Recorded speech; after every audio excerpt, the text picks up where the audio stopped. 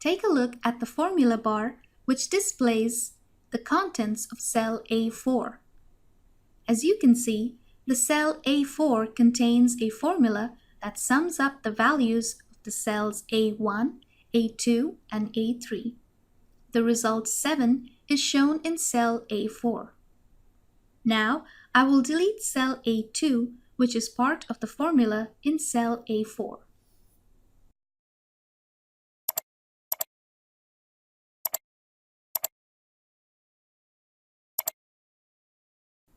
As a result, Excel displays the pound reference error in cell A3. This is because the formula lost the reference for the deleted cell. Also, the formula bar shows the pound reference error between A1 and A2. To solve this error, I need to delete the pound reference error from the formula bar.